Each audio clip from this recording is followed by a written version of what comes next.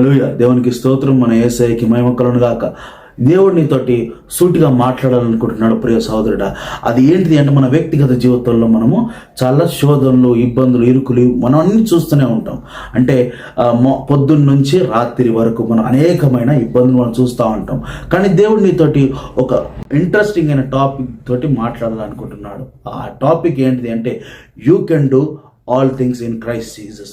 You are a overcomer. నువ్వు జయించే ఒక వీరుడు అని చెప్పి, ఒక వీరురాలు అని చెప్పి దేవుడు నీకు వాగ్దానం ఇస్తున్నాడు ప్రియ సోదరుడా. ఆ వాగ్దానం ఏంటిది అంటే, ఒకసారి మనం వాక్యం చూసుకుందాం. మత్తయి సువార్త 19వ అధ్యాయము 26వ వచనం.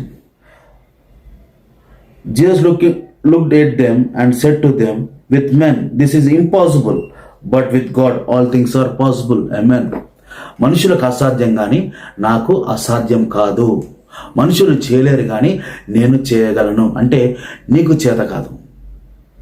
మనం బలహీనం, మనం పాపులం, మనం బలహీనులం, మనం పాపులం. కాబట్టి మన ప్రభు అయిన యేసుక్రీస్తు ఈ లోకానికి వచ్చి ఉన్నాడు.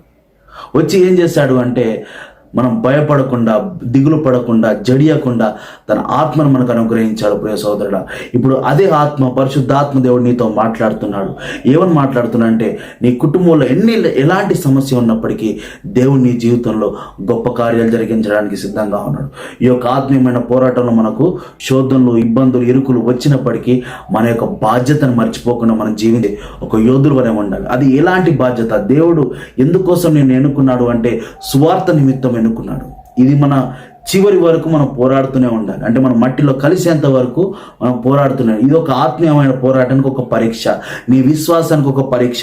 ఈ విశ్వాసం అనే పరీక్షలో నువ్వు ముందడిగేయాలి, నువ్వు గెలవాలి. కానీ నిరసించిపోదు ప్రియ సోదరుడా. నువ్వు అనుకోవచ్చు ఇది ఇంతేనా అని.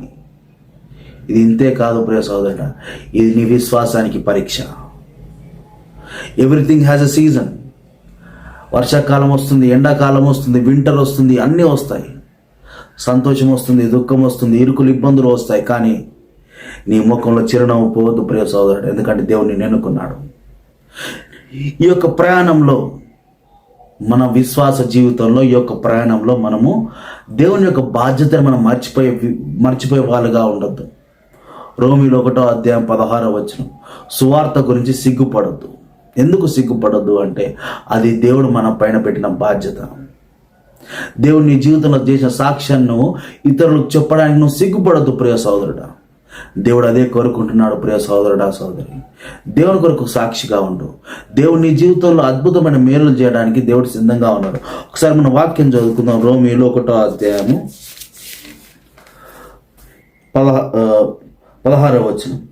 For I am not ashamed of the gospel of Christ, for it is the power of God of salvation, and everyone who believes, for the Jew is first and also for the Greek. Amen.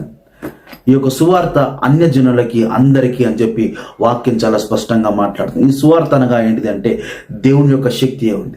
దేవుని యొక్క శక్తి గురించి, దేవుని యొక్క మహిమ గురించి నువ్వు చెప్పడానికి సిగ్గుపడొద్దు. నీ జీవితం ఎటువంటి విధంగా ఉండాలి. అది హిందూ అయినా, ముస్లిం అయినా, హైందవుడైనా, ఎవరైనా, అంటే ఎవరైనప్పటికీ వారికి నువ్వు సువార్త చెప్పడానికి నువ్వు సిగ్గుపడద్దు. దేవుడు నీ జీవితంలో చేసిన సాక్ష్యాన్ని చెప్పడానికి నువ్వు సిగ్గుపడద్దు. ఎందుకంటే దేవుడు అదే కోరుకుంటున్నాడు ప్రియ సోదరుడా. ఈ విశ్వాసమైన పోరాటంలో, ఈ యొక్క ఆత్మీయమైన పోరాటంలో నువ్వు దేవుని సువార్త ప్రకటిస్తూనే ఉండాలి. ఎప్పటి వరకు అంటే, నువ్వు మట్టిలో కలిసేంత వరకు. ఈ కష్ట నష్టాలు వచ్చినప్పటికీ, ఈ యొక్క ఇబ్బందులు వచ్చినప్పటికీ నువ్వు దాన్ని పక్కకు పెట్టి దేవుని నామాన్ని, దేవుని నీతిని వెతుకుతున్నావు. కాబట్టి ఎవ్రీథింగ్ విల్ బి యాడెడ్. ఆమేన్. దేవుడు నీ జీవితంలో అత్యధికమైన మేలులు చేయడానికి దేవుడు సిద్ధంగా ఉన్నాడు. మొదటిగా నా నీతిని, నా రాజ్యాన్ని వెతికే వారికి నేను సమస్తము సమకూరుస్తానని చెప్పి దేవుడు మనకు వాగ్దానం అనుగ్రహించాడు ప్రియ సోదరుడా.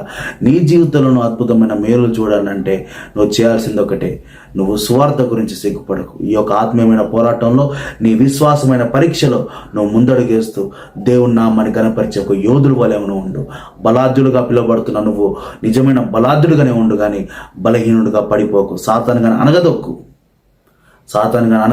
సాతాను గాని జయించి, పాపాన్ని జయించి, దేవుని కొరకు విరోధంగా, దేవుని కొరకు ఒక వైరాగ్యం కలిగి జీవించే ఒక యోధుడు వలె ఉండు. దేవుడి వాక్యం నీ హృదయంలో నిలుపును గాక. ఆమేన్. Praise the Lord. చిన్న ప్రార్థన చేసుకుందాం. గొప్ప దేవుడాని కులాది స్తోత్రాలు ఆయన, సజీవుడాని కులాది స్తోత్రాలు. వీక్షిస్తున్న ప్రతి ఒక్క బిడ్డని దేవా మీరు దర్శించండి, గొప్ప ప్రత్యక్షత మీరు అనుగ్రహించండి అయినా.